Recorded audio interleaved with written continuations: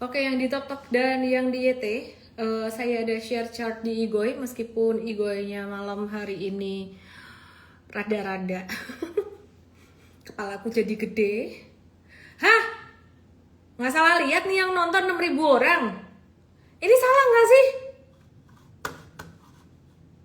Ini serius yang nonton 7.000 orang. Oh hai, halo. I don't know what happened with my Igoy, tapi yang nonton 7.000 orang lebih. Halo yang di TokTok, yang di YT, dan yang di Igoy sepertinya banyak yang baru kenal saya. Perkenalkan, nama saya Ellen May, saya trader dari tahun berapa ya? Aku kok jadi deg-degan. Yang nonton kok jadi 8.000. Ini beneran nggak sih? Aku jadi panik. Kok banyak amat? Ini bukan siaran bola, guys. Ya udah, aku trader dari tahun 2007, mengalami masa crash 2008, 10.000. What happened? Hai semua yang baru kenal aku. 11.000. Oke lah, just going on. Keep going on. Aku dari tahun 2007 di pasar saham, kenalan dulu. Buat kalian yang baru join, sungkem dulu. Terus kemudian 2008 aku mengalami crash besar di pasar saham and I survive. Terus aku sedang belajar, aku share. Waktu itu aku ada berjanji, bernazar mau bantu orang yang mengalami hal yang sama dengan saya waktu itu. Luar biasa tantangannya di market, dan akhirnya saya mengedukasi sampai sekarang, dan saya live dari tahun 2000 sejak masa pandemi sampai sekarang ini. Aku bingung beneran hari ini yang nonton kenapa bisa 13.900. Ini error nggak sih? Dikira siaran bola nggak? Kenalan dulu buat semuanya. Jadi aku founder M-Trade yang baru bergabung. M-Trade adalah aplikasi edukasi saham. Ada saham Indonesia, ada US stock, ya. Jadi ada M-Trade untuk trading dan ada M-Invest untuk edukasi investasi jangka panjang. Salam kenal semuanya, dan aku bingung banget kenapa malam hari ini yang nonton sampai 13 ribuan. Tapi malam hari ini kita akan belajar tentang makro dan juga kondisi ekonomi bagaimana.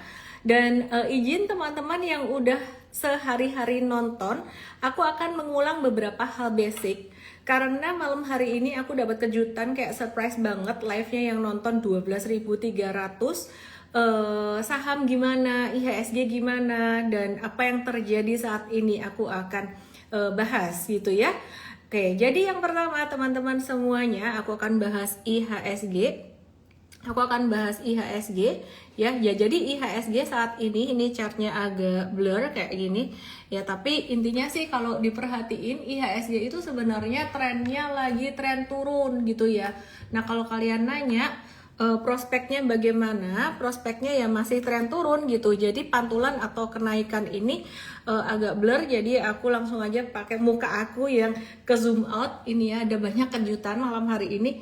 IHSG naik selama 4 hari terakhir, ini sifatnya technical rebound aja atau pantulan sesaat aja guys gitu. Dan kenaikan hari ini pada tanggal 6 Juli 2026 naik 0,69%. IHSG itu didorong oleh saham Big Banks 2,95%, BBCA 1,24%, dan saham Konglo seperti TPIA 5,6%, BRMS naik 5,6%, 5,42%, Raja 4,82%, dan pergerakan hari ini tuh sahamnya cenderung volatile tapi tidak ada volume yang besar. Dan kalau teman-teman perhatikan di pasar reguler IHSG itu hari ini transaksinya cuma 8,6 triliun aja, didominasi saham BCA, BBRI, dan juga TPIA. Nah, angka 8,6 triliun itu kecil gitu ya, dibandingkan dengan beberapa waktu sebelum ini. Itu rata-rata transaksi itu sekitaran belasan triliun gitu ya. Jadi belasan triliun itu juga termasuk sepi. Nah, transaksi yang tinggi banget itu sekitaran 20 triliun ke atas. Dan beberapa waktu belakangan ini memang beberapa waktu belakangan ini memang transaksi di bursa itu agak sepi. Kenapa? Penyebabnya sebenarnya lagi wait and see. Wait and see apa teman-teman? Pengumuman dari S&P atau Standard and Poor. Sebentar ya, aku diingetin sama tim aku, mtrade.us/LIVE buat yang mau webinar belajar US stock gratis. mtrade start US ya. Jadi bisa tap tombol merah ini, acara ini gratis. Acara ini gratis gitu ya, yang mau belajar tentang bagaimana US stock trading, tap tombol merah ini gitu. Nah, jadi penguatan di IHSG ini masih sifatnya sementara banget dan masih banyak resiko bisa turun. Kenapa seperti itu? Jawabannya simple, karena lagi masih nunggu review outlook dari S&P atau lembaga pemeringkat utang. Sebelumnya teman-temannya Moody's and Fitch itu udah mendowngrade outlook Indonesia, bahkan Fitch memperingatkan bahwa cadangan devisa Indonesia itu turun terus, sehingga beresiko ke depan, tahun depan ya, itu Indonesia ratingnya bisa turun peringkat utangnya. Kalau peringkat utangnya turun, yang terjadi asing bisa keluar. Kalau asing keluar, rupiah bisa melemah. Nah, nggak usah nunggu rating turun, outlook turun aja itu bisa membuat asing keluar lebih banyak dan rupiah melemah. Nah, sampai per hari ini jumlah investor asing keluar dari Indonesia, nilai uang yang keluar dari equity atau pasar saham Indonesia itu mencapai 51 billion US dollar, dan angka itu jauh lebih besar daripada angka pada saat pandemi full year itu sepanjang tahun asing keluar 61 triliun. Nah, saat ini dengan angka 51 billion US dollar, 5,1 billion US dollar ini berarti di angka sekitaran 91,7 triliun atau sekitaran angka 92 triliun rupiah. Itu baru sampai di awal bulan Juli ini, belum sampai akhir tahun 2026. Nah, kalau sampai akhir tahun 2026 kira-kira bakalan sampai berapa asing outflow-nya? Bakalan masih lumayan banyak. Maka dari itu teman-teman, sebelum aku lanjutkan, aku mau memberikan satu summary dulu buat kalian yang baru kenal aku banget, yang baru bergabung gitu ya, bahwa pasar saham Indonesia saat ini masih sangat berisiko sekali. Dan juga kalau ada pantulan-pantulan jangka pendek itu sifatnya masih technical rebound, dan juga saham-sahamnya banyak yang naik, itu saham-saham yang masih sifatnya nggak liquid. Dan hari ini pun meskipun IHSG-nya hijau dan juga saham-saham banking lumayan hijau, seperti BCA naik 1,24%, BRI naik 2,95%, nyatanya investor asing masih net sell sebesar 163 miliar di pasar reguler, dan saham yang banyak dijual asing itu ada saham BMRI 85 miliar, kemudian MAPI 82 miliar, AMMN 78 miliar, Brand 42 miliar, dan TLKM 41 miliar. Nah, jadi saham-saham blue chip seperti contohnya BMRI dan TLKM yang secara fundamental bagus itu sebenarnya asing juga masih banyak jualan atau masih net sell gitu ya. Dan bahkan beberapa hari yang lalu lembaga pemeringkat Fitch itu juga kembali memperingatkan Indonesia akan resiko dari cadangan devisa Indonesia yang terus menurun. Dan teman-teman, kalau diperhatikan per hari ini kita lihat rupiah, semoga gak ngeblur. Kalau ngeblur hari ini kalian lihat muka aku aja yang ke zoom gede banget gitu ya. Coba kita lihat di sini. Oke. Katanya lampunya suruh matiin, aku coba matiin, nggak tahu ngefek atau enggak, tapi kayaknya nggak ngefek deh, ngeblur aja gitu. Tapi udah kelihatan lah ya hari ini rupiah di angka 17.985 dan hampir mencapai 18.000 rupiah. 18.000 IDR. Dan kalau prediksinya bagaimana? Kita melihat, biasanya kita lihat indeks DXY ya, kita lihat DXY gimana kabarnya. Ini indeks dolar Amerika terhadap mata uang lain di seluruh dunia. Itu di per hari ini tuh menguat 0,16%. Dan memang DXY atau dolar Amerika ini masih bisa menguat lagi terhadap mata uang negara lainnya. Sehingga kalau benar demikian, maka rupiah bisa melemah dalam beberapa hari ke depan, bisa bahkan sampai ke level 18.200. Banyak yang suka tebak-tebakan IHSG mau kemana. IHSG udah naik dalam beberapa hari terakhir ini, tapi sebenarnya powernya itu nggak kuat gitu ya. Jadi kalau kalian nanya IHSG dalam waktu 1-2 hari ya bisa aja naik, tapi naiknya temporer. Aku ngelihatnya IHSG masih bisa turun setidaknya sampai level 5.600 tuh masih bisa. Apalagi kita sebenarnya lagi nunggu S&P tuh ketok palu. S&P udah berkunjung ke Indonesia bulan Juni kemarin, dan 95% ya, 95% bahkan mungkin lebih dari itu kemungkinannya bakalan mendowngrade outlook Indonesia gitu ya, menyusul Moody's and Fitch gitu. Terus Indonesia juga sedang menunggu data cadangan devisa Juni, dan ini menjadi highlight yang sangat penting sekali. Kebetulan layar aku lagi kayak blur-blur gitu, tapi semoga tetap bisa dilihat di sini. Ya, jadi teman-teman, ini data cadangan devisa dalam beberapa bulan terakhir sampai ke bulan Mei itu cadangan devisanya turun banget. Dan ini yang di watch sama Fitch kemarin. Harapannya besok cadangan devisa diproyeksi bisa naik sedikit 0,07%. Meskipun sedikit, itu menjadi satu kabar yang baik karena trennya berarti bukan turun terus, ada bisa naik sedikit gitu ya. Gitu ya. Jadi kalau sampai dia merah lagi atau turun lagi cadangan devisanya, itu amunisi untuk ngejaga nilai tukar rupiah semakin kecil. Dan rupiah masih ada tantangan dari dolar Amerika yang masih bisa menguat atau indeks DXY yang masih bisa menguat terhadap mata uang negara lain, dan juga potensi asing keluar dengan adanya downgrade outlook dari S&P yang kemungkinan besar bisa terjadi gitu ya. Investor juga masih wait and see, nunggu data ekonomi domestik saat ini yang bisa membuat rupiah juga masih bisa melemah ya. Jadi seperti data penjualan retail dan juga indeks kepercayaan konsumen. Kalau kita perhatikan saat ini untuk data PMI manufaktur itu juga ada sedikit tantangan. Jadi aku coba bukain data PMI manufaktur Indonesia ya. Oke. PMI manufaktur Indonesia.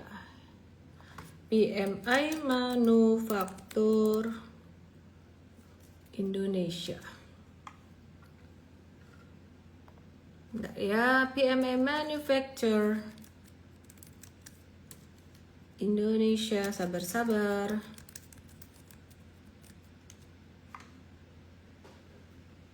Ini dia, Indonesia Manufacturing PMI. Nah, data ini penting banget dilihat. Ini menunjukkan aktivitas manufaktur atau pabrik-pabrik. Di angka ini angka 50 itu adalah ambang batasnya. Di atas itu ekspansi, di bawah itu kontraksi. Nah, PMI manufaktur Indonesia per Juni kemarin itu turun banget di bawah 47 bahkan. Ya, jadi 46, sekian dibandingkan dengan bulan Mei 2026 tuh PMI manufakturnya di 50. Nah, jadi ini menunjukkan perlambatan secara perekonomian secara manufaktur ya teman-teman.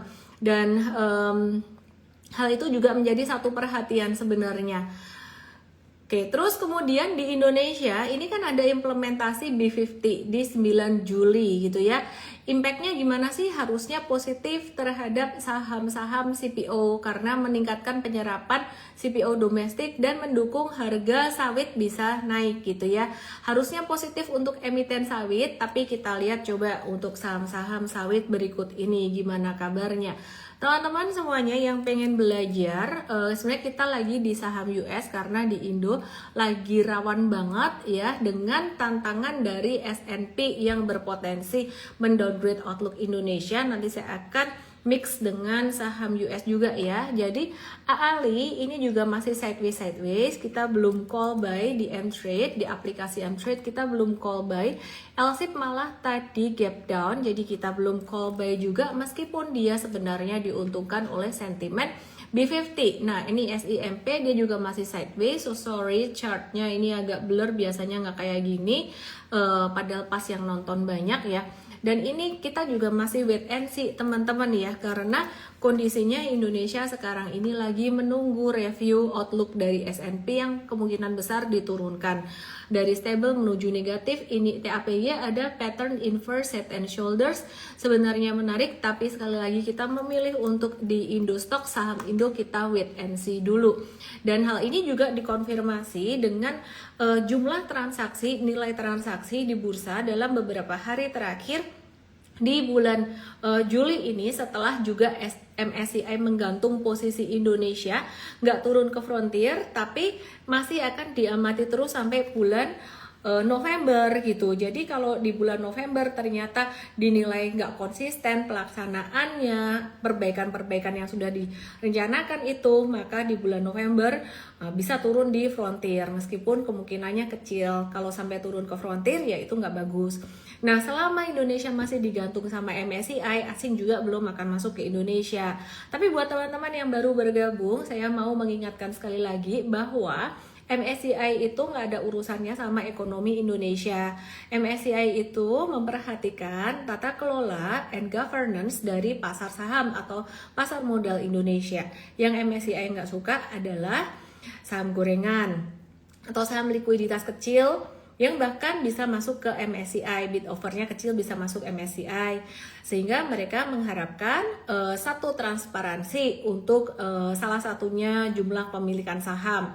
Dan memang ada 2 saham yang terindikasi kepemilikannya itu tinggi konsentrasi pada pihak-pihak tertentu atau masuk HSC, yaitu saham brand dan juga saham di SSA yang sudah dikeluarkan dari MSCI.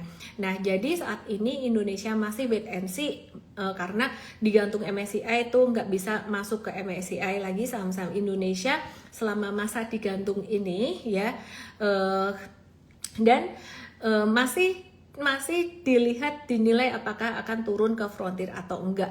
Mestinya sih enggak, hopefully enggak ya. Dan saham Indonesia sudah banyak yang dikeluarkan dan di downweight dari MSCI. Saat ini porsi Indonesia di MSCI All Country World Index itu 0,1% aja dibandingkan dengan Amerika 63%, sehingga kita mix trading US stocks ya. Sekarang kita masih di saham Indonesia, ada aturan baru. Saya akan jelaskan US stocks nanti ya, teman-teman tunggu aja. Aku mau jelasin soal Indonesia dulu. Jadi aturan baru, ada jenis batubara yang bisa diekspor gitu. Jadi pemerintah menetapkan daftar 16 jenis batubara yang menjadi objek pembatasan ekspor. Ya, terus sebenarnya kebijakan ini tujuannya apa sih? Untuk memperjelas komoditas mana saja yang harus diawasi oleh bea cukai saat proses ekspor. Jadi skema ini juga merupakan bagian implementasi dari sistem ekspor, pengawasan ekspor dari PT DSI gitu ya. Gitu. Terus jadi impactnya ke emiten apa aja? Ada ke ITMG, Bian, Harum, kemudian ADRO, KKGI, Bumi, Indi, GEMS, dan PTBA. Nah, sekali lagi teman-teman semuanya, untuk emiten batubara saat ini sebenarnya sektor komoditas itu sektor yang seksi di Indonesia. Kalau Amerika sektor teknologi, meskipun sekarang lagi turun retrace ya. Jadi di Indonesia tuh sektor komoditas tuh menarik. Cuman saat ini tantangannya sektor komoditas di Indonesia itu lagi banyak ancaman dari kebijakan pemerintah yang berubah-ubah. Nah, tapi kita coba lihat beberapa sahamnya. Beberapa di antaranya agak ngeblur sedikit, tapi tetap masih bisa dilihat. Semoga tetap masih bisa dilihat teman-teman. Ini kayak sulapan aja aku giniin ya, biar kamu nggak ngantuk juga.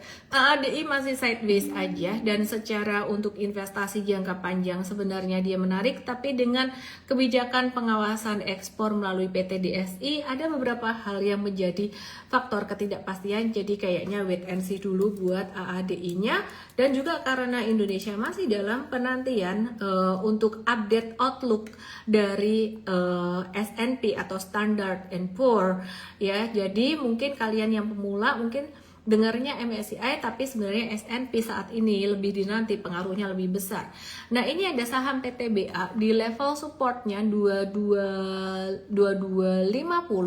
Ini adalah support yang sangat kuat sekali yang didapat dari low pada Desember tahun 2025 ya. So sorry, ini saya nggak tahu chart saya kenapa bisa blur begini ya. Jadi dari Desember 2025 di sini sekitar level 2250 ini merupakan level yang sebenarnya sudah sangat low risk kalau mau dipakai buat nyicil buat investasi jangka panjang.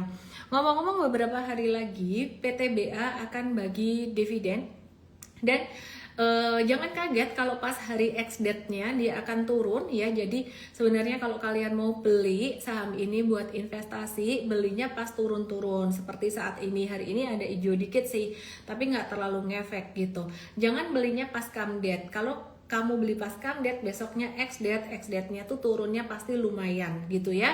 Jadi biasanya senilai dengan dividen yield-nya dia gitu.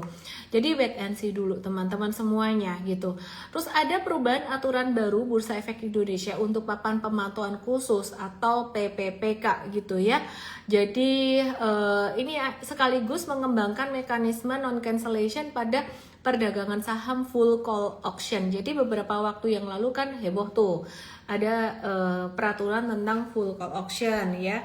Nah jadi ini ada beberapa perubahan peraturan di situ, tapi nanti aku akan update atau bahas itu melalui Igoy channel aku aja karena lumayan panjang. Tapi inti dan dampaknya 3 kriteria FCA itu dihapus dan 1 disesuaikan ya. Jadi ada seleksi emiten yang potensi masuk FCA itu jadi lebih longgar dan ini membuat posisi Indonesia sebenarnya lebih bagus juga di mata MSCI karena dulu sejak ada FCA ini sepertinya dilihat wah ini ada banyak saham yang mungkin agak-agak bermasalah. Meskipun sebenarnya maksud dari FCA itu sangat bagus sebenarnya untuk supaya pasar saham Indonesia lebih sehat. FCA akan saya bahas di kesempatan terpisah di Igoy channel saya, INSTAGRAM channel saya. Join di situ nanti setelah ikut Igoy. Nah kemudian ini dari dalam negeri juga ada sentimen pemerintah tuh ngasih deadline pembenahan bea cukai hingga September 2026 dan impactnya ke Indonesia apa? Jadi ini sebenarnya positif untuk iklim investasi kalau benar-benar dibenahi dan bisa membantu ekspor impor dan industri manufaktur, dan ini positif untuk persepsi masyarakat gitu loh. Jadi pemerintah sadar bahwa masalah utama investasi itu bukan cuma masalah insentif pajak aja, tapi juga kepastian hukum, birokrasi, dan efisiensi operasional. Nah jadi kalau ini diperbaiki akan jadi lebih bagus buat Indonesia. Ya, jadi ada risiko transisi juga sebenarnya atau risiko dari pelaksanaannya.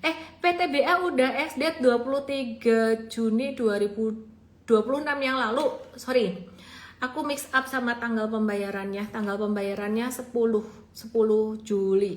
Ya, jadi PTBA udah ex-date 23 Juni, harganya juga udah turun.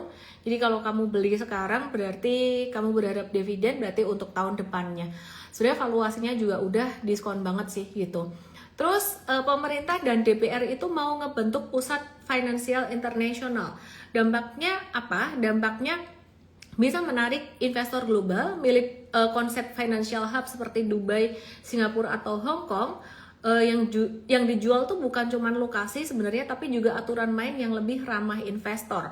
Nah tapi sekali lagi ya, ini meskipun dampaknya positif, cenderung positif ke market secara persepsi, tapi satu kekhawatiran utama investor itu sebenarnya kepastian hukum dan kemudahan berbisnis dan birokrasi itu tadi.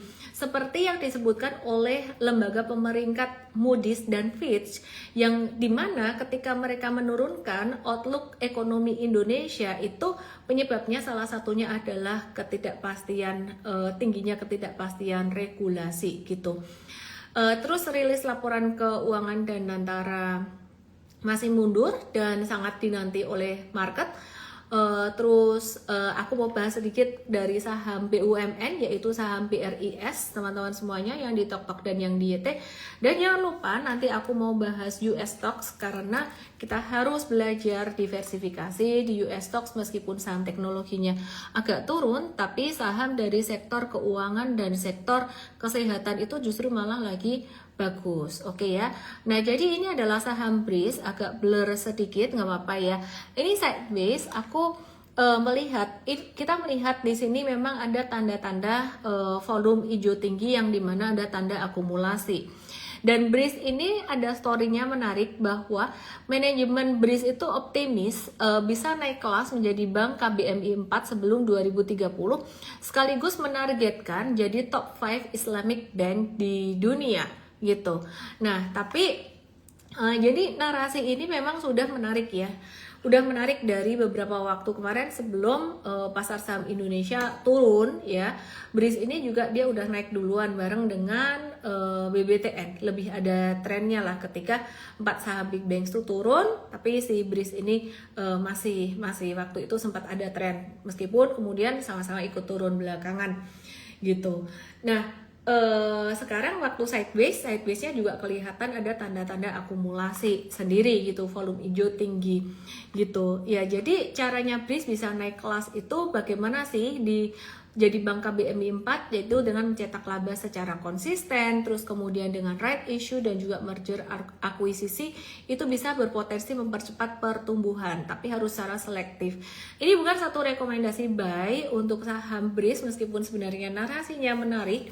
Demikian pula juga dengan saham dari sektor CPO meskipun narasinya menarik, tapi aku sendiri juga masih wait and see. Kenapa? Balik lagi penyebabnya kita harus hati-hati dengan penantian S&P berpotensi mendowngrade outlook Indonesia. Dan itu hampir pasti menurut aku karena teman-temannya Moody's dan Fitch udah downgrade outlook Indonesia bahkan sebelum terjadinya Selat Hormuz ditutup atau perang Amerika dan Iran gitu. Nah, apalagi Selat Hormuz waktu itu ditutup dan juga harga minyak jadi makin tinggi, makin mahal. Dan itu juga membebani APBN yang dikhawatirkan resiko ekonominya tuh sebenarnya lebih ke defisit fiskal, disiplin fiskal, defisit APBN yang membengkak. Ya, jadi defisit APBN yang membengkak itu sangat dikhawatirkan kalau membengkaknya lebih dari 3% terhadap PDB. Dan juga yang diperhatikan tidak hanya itu, tapi juga dibandingkan dengan penerimaan negara juga. Jadi berapa banyak jumlah biaya utang, bunga utang yang dibayarkan oleh negara, beban utang itu dibandingkan dengan penerimaan negara itu persentasenya seberapa besar gitu ya. Jadi kalau ngelewatin ambang 15% ya itu dianggap beresiko gitu ya. Dan defisit APBN Indonesia terhadap GDP di 2025 waktu itu di angka 2,92%, kemudian direvisi di angka 2,81%. Memang kelihatannya lebih baik, tapi itu tidak mengubah pandangan investor asing terhadap Indonesia karena view-nya bukan cuman masalah defisit APBN saja, tapi juga beban yang semakin besar karena kemarin habis ada harga minyak naik, kemudian penghematan dari MBG sendiri belum kelihatan ya secara berarti. Katanya mau diefisiensi lagi tapi kenyataannya ya belum, baru wacana sempat diefisiensi 67T tapi belum diefisiensi lagi, belum dikurangi lagi gitu. Dan kemudian Kopdar sendiri beberapa program pemerintah yang biayanya besar itu juga masih jadi beban dan itu masih diperhatikan oleh lembaga pemeringkat, terutama tentang beberapa kebijakan baru. Yuk kita lihat US stock saat ini bagaimana kabarnya. US stock opening, baru aja opening. Teman-teman mungkin banyak yang belum ngerti US stock. Teman-teman yang mau belajar tentang US stock, di Goi aku ada tombol merah, bisa di tap di situ. Sedangkan yang di Tok dan yang di YT bisa DM saya dengan kode start US. Nanti saya kasih kamu linknya. Yang di Goi kalau mau DM saya juga boleh. Itu webinar belajar cara trading yang biasanya aku pakai di Indo Stocks bisa dipakai di US Stocks Stocks juga gitu ya. Kita mau bahas US Stocks sedikit teman-teman, dan US Stocks bisa dimulai dari $1 saja. Tidak harus mulai dari modal besar, dan kamu bukanya di broker Indo, contohnya di Reku, di Nanovest tuh pakai kode Ellen May, kalau peluang pakai kode Ellen May USP atau Ellen May USP. Nah, sedangkan yang lain seperti kalau kamu mau buka di broker-broker lain itu silahkan, boleh, ada GoTrade, Ajaib, ada Valburi, apa aja tuh teman-teman, boleh, semuanya itu di Indonesia ada broker US Stock-nya. Nah, tapi saya belum ada kode promo atau kode referral untuk broker-broker itu. Nah, aku mau buka untuk US Stock saat ini, indeks Dow Jones-nya dibuka hijau, S&P juga dibuka hijau, Nasdaq juga dibuka hijau. Aku mau kasih lihat beberapa saham dari M-Trade US Academy ya. Ini adalah aplikasi kita, kita ada web based, kita ada iOS, kita ada Android, dan kita ada kelasnya di dalam sini, ada Education Academy-nya, e-course-nya, dan ada pilihan saham. Ini Indo Stocks, kita lagi tiarap Indo Stocks ya. Nah, ini US Stocks, aku buka US Stocks-nya. Aku giniin biar bisa fokus guys, nggak tahu ini kenapa tampilannya begini. Ini beberapa saham yang kita lagi watch untuk US Stock. Jadi kalian yang masih pemula jangan ikutin beli dulu, karena kita ada money managementnya juga, maksimal berapa persen gitu, maksimal harga berapa. Ini beberapa saham yang kita watch di M-Trade US Academy. Kalau kamu mau bergabung dengan M-Trade US Academy, sebaiknya bergabung dengan kelas pengenalannya dulu. Tombol merah ini di tap atau bisa di Igoy ya. Kalau nggak di Igoy, kamu di Tok atau di YT langsung aja start US, langsung komen start US ya. Terus kemudian ini beberapa saham yang kita watch, dan kemudian ada saham yang sempat tersentuh beli beberapa hari yang lalu ya, dan kemudian ini saham yang kita hold. Aku mau bahas beberapa saham yang kita hold dulu. Dan teman-teman mungkin taunya cuman Nvidia, beberapa yang baru ya, Apple, Meta. Kita mau explore beberapa US stocks yang sekarang lagi trending, yang lagi trending bagus gitu. Salah satu contohnya adalah American Express Company ya. Jadi sektor teknologi itu sebenarnya lagi agak slow down beberapa waktu belakangan ini, karena The Fed berpotensi untuk menahan atau menaikkan suku bunga, dan itu menjadi satu ancaman buat sektor teknologi. Sehingga teman-teman, saham-saham dari sektor keuangan seperti contohnya EXP ini menjadi salah satu yang kita perhatikan. Dan tidak hanya EXP, saham dari Citigroup ini juga mulai masuk dalam tren naik. Hati-hati yang baru belajar, sebaiknya belajar secara utuh, tap tombol merah yang ada di Igoy untuk bisa daftar webinar ya, di sini di tombol merah di bawah sini. Tapi kalau ya teman-teman yang di YT dan di Tok kamu bisa DM saya start US. Nah, buat Citigroup ini sebenarnya supportnya di 138,23, tapi kita nawarnya agak pelit di 135,41 karena M-Trade udah ada saham dari sektor keuangan yaitu EXP yang kita waktu itu beli breakout gitu. Terus kemudian kita mau lihat beberapa saham yang kita hold lainnya dari berbagai sektor. Ini kebetulan ada saham WDC. Kita lihat ini saham apa. Ya, ini saham US Stock. Buat kalian yang baru ngerti US Stock mungkin bisa buat kenalan-kenalan dulu. Nah, ini saham Western Digital Corporation, termasuk dari sektor digital ya. Kita nawarnya pelit banget. Jadi banyak yang takut sama US Stock, takut dengan bubble. Caranya bagaimana? Kita melihat posisi. Kalau dia sudah naik banyak, kita nggak mau belinya di atas-atas. Nah, kita cara nawarnya bagaimana? Di bawah support, ada support lagi kalau sudah naik beberapa anak tangga. Kita memperhatikan, ini anak tangga pertama. Di bawah sini ini anak tangga pertama. Nah, ini anak tangga kedua ya. Anak tangga keduanya lumayan panjang. Ini anak tangga ketiga, ini anak tangga keempat, dan ini adalah anak tangga kelima. Memasuki anak tangga kelima, kita tidak akan hajar di support dekatnya, melainkan kita menunggu di support yang sangat jauh di bawah. Dan akhirnya dapat di support pelit banget. Hampir kena stop loss dan hari ini mantul, dan kita just let our plan jalan aja. Nah, untuk jangka pendeknya kita berencana untuk profit taking sekitar 652-an. Untuk US Stock ini menarik, kenapa? Kita bisa pasang profit taking di area sini. Beda dengan Indo Stocks. Kalau di Indo Stocks, M-Trade itu nggak masang profit taking atau nggak masang level stop loss maksudnya di awal, watchlist di awal selalu kita gunakan trailing stop. Kenapa? Karena pasar Indonesia likuiditasnya kecil. Kalau kita pasang profit taking, kita pampang di awal, kita kasih lihat di awal, agak rawan untuk saham-saham yang likuiditasnya agak cenderung menengah, atau nggak usah kecil banget lah, menengah aja. Itu bisa dipentungin sama bandar. Kamu tahu artinya dipentungin bandar, diguyur. Kalau dijual dulu, waduh targetnya bisa nggak kena.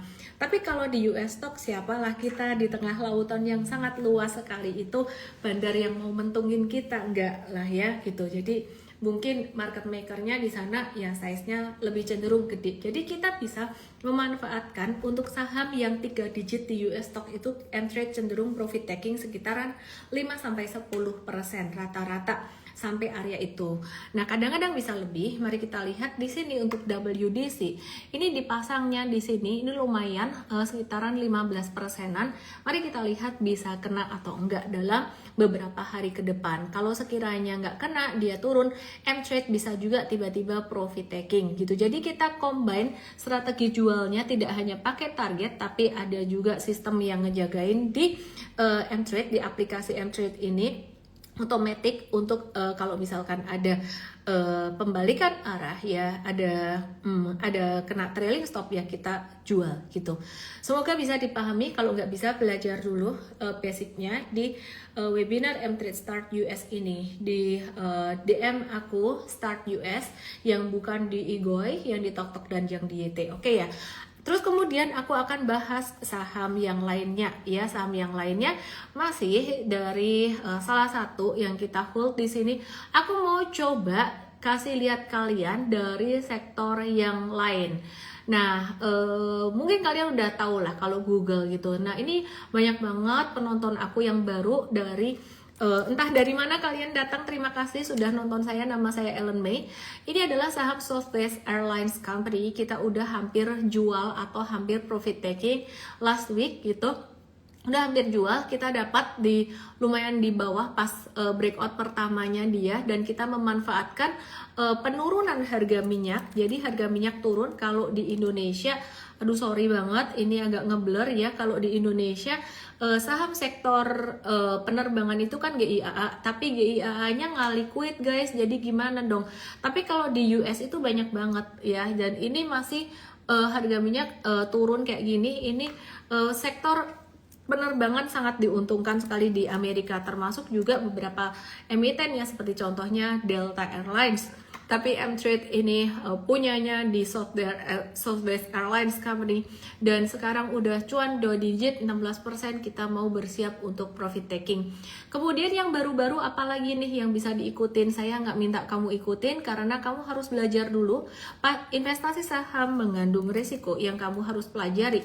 Ini ada saham yang lucu banget, namanya DUK, kode sahamnya DUK gitu doang. Duke Energy Company, atau dia tuh holding company dari sektor energi gitu. Nah, yang menarik metode trading M-Trade US ini seringkali kita nawar pelitnya itu di bawah support. Tapi belakangan ini kita mulai adjust, nawarnya tuh di atas support sedikit, pas di support dan di atas support sedikit, karena market US untuk sektor healthcare dan juga untuk sektor keuangan itu mulai bullish. Kecuali untuk sektor teknologi kita nawarnya di bawah support. Nah, teman-teman perhatikan di sini, ini untuk saham Duke Energy Company kita nawar di bawah support di sini. Nah, kalau teman-teman masih pengen untuk beli ini, mungkin bisa nawar level 127-an. 127. Kalau M-Trade waktu itu dapat di level 125,71, nawarnya Politpol gitu. Terus kemudian sektor kesehatan, apa aja sih sektor kesehatan? Coba mari kita lihat. Pasti ibu-ibu tahu ini Abbott ya, bapak-bapak mungkin juga tahu ya sektor kesehatan Abbott. Abbott ini saham dari sektor kesehatan. Teman-teman perhatikan ini gain and loss ratio kita ini profit sekitar 9%, dan stop lossnya di sini mungkin agak kejauhan stop lossnya. mungkin aku naikin sedikit di sini ya, ini berarti sekitaran 5%-an gitu, stop lossnya udah boleh dinaikin sedikit trailing stopnya karena harganya naik gitu. Nah jadi EBIT ini kalau kalian mau nawar sekitar level 90,6 90,7 itu bisa. Sekarang saya mau nyalakan komennya, saya pengen tahu kalian sebenarnya pengen belajar tentang apa aja sih. Hari ini aku dapat banyak teman baru.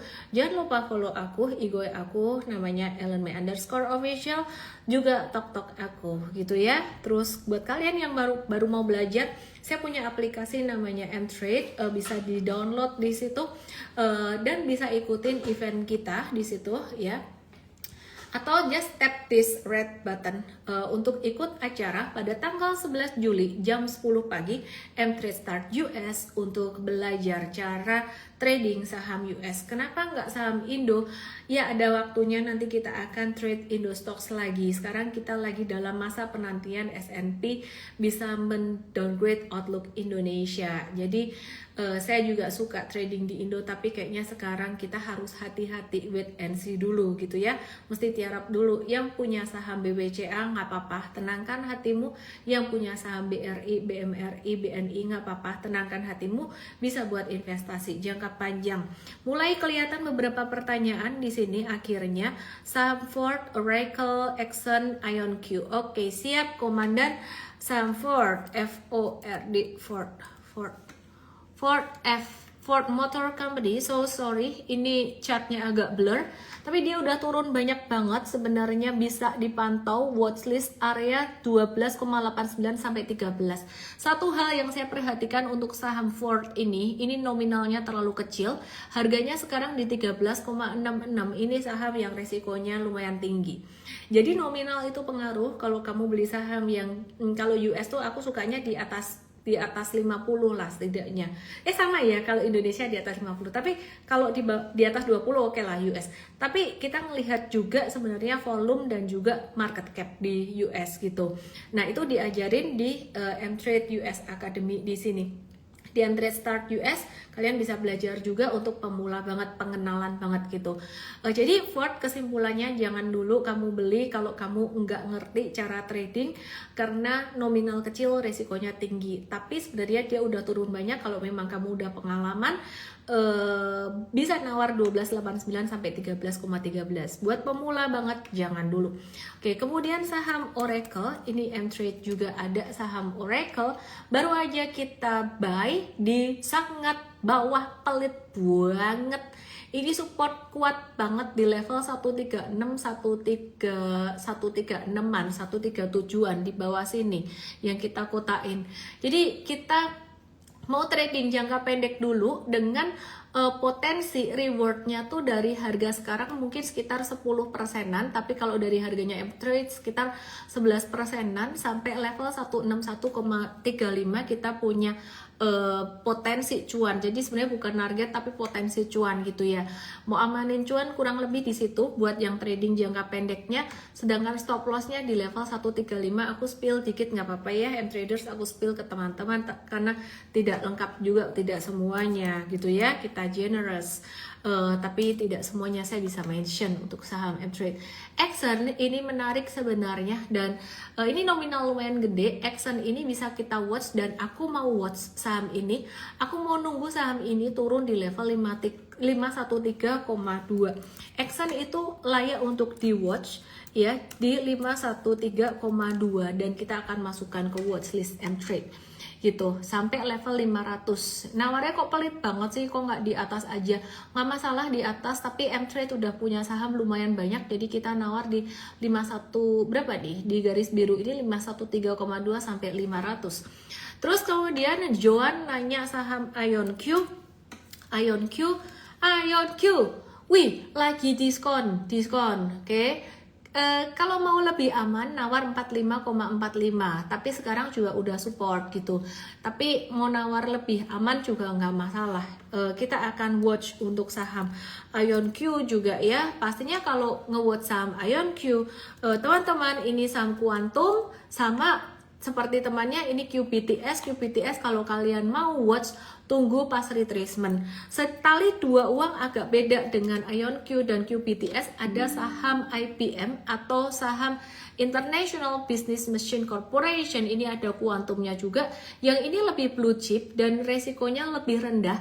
Jadi kalau kamu pemula, instead of IonQ dan QBTS, mungkin kamu bisa watch IBM. Ini M-Trade nawarnya kepelitan, pelit banget, kita mau naikin nawarnya kita guys. Jadi IBM-nya kita tuh kita mau naikin nawarnya di level 274 di sini, karena pelit pol, kita nawar di bawah sini 258 nggak dapat gitu, dan lebih bagus, pelit juga nggak apa-apa. Hari ini kenapa IHSG-nya jadi hijau, Miss? Nggak.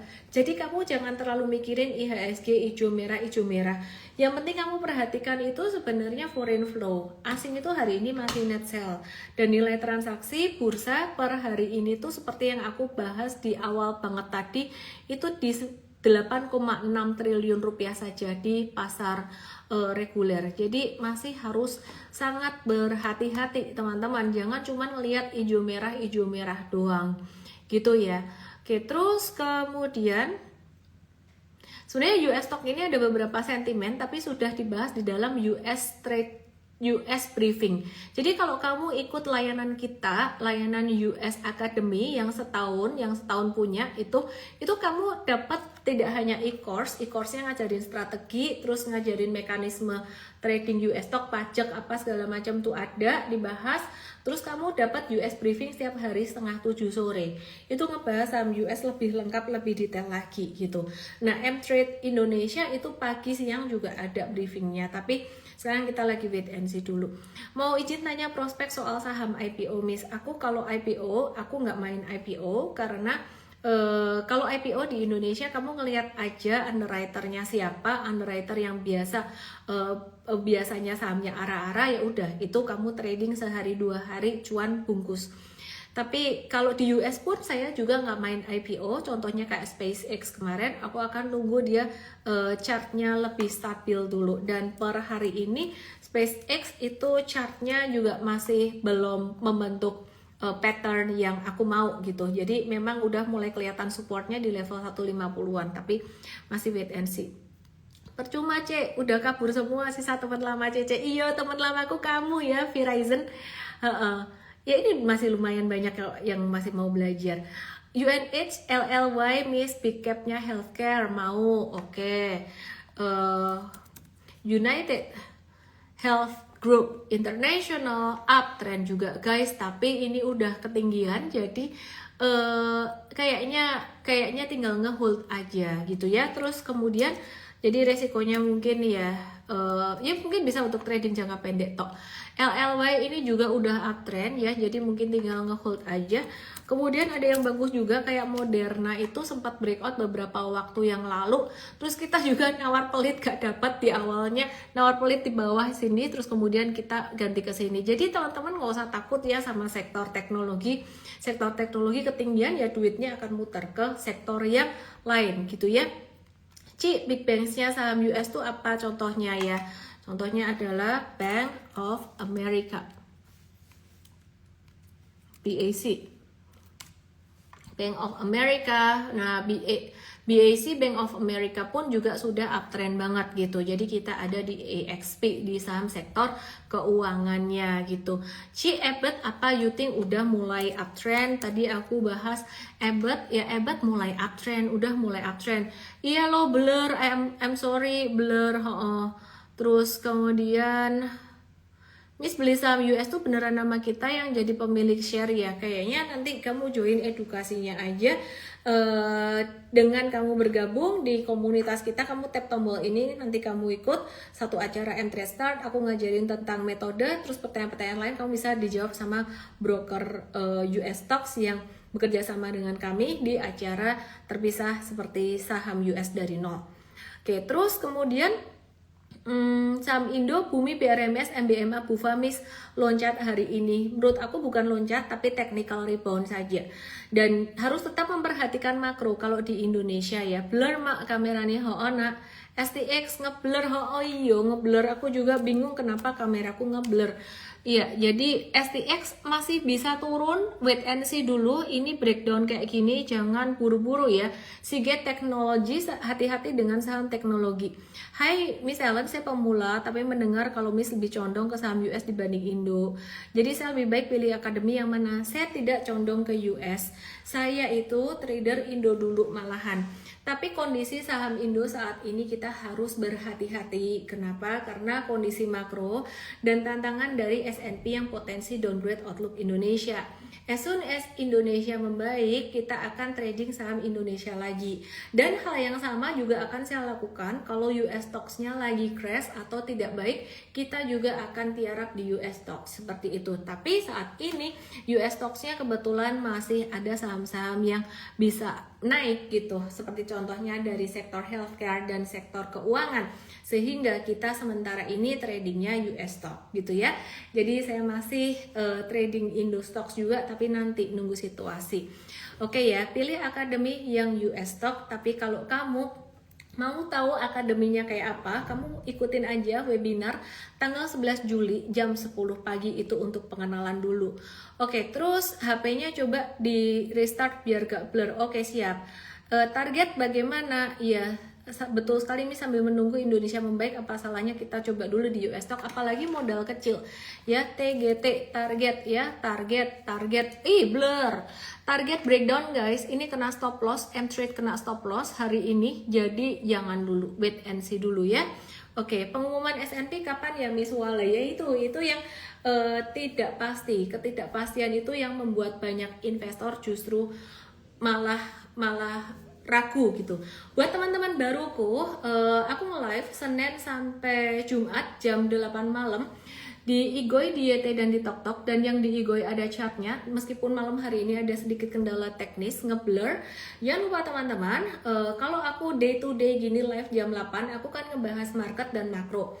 Tapi bagaimana caranya untuk trading atau investasi, aku ngebahasnya tuh di kelas yang belakangnya ada nama Start. M-Trade Start means belajar trading, M-Fast Start means belajar investing. Dan jadwal terdekat itu pada tanggal 11 Juli jam 10 pagi ada M-Trade Start US Stock. Jadi teman-teman bisa tap tombol merah ini. Miss, kalau saham US Stock kalau udah profit trailing stopnya berapa tick?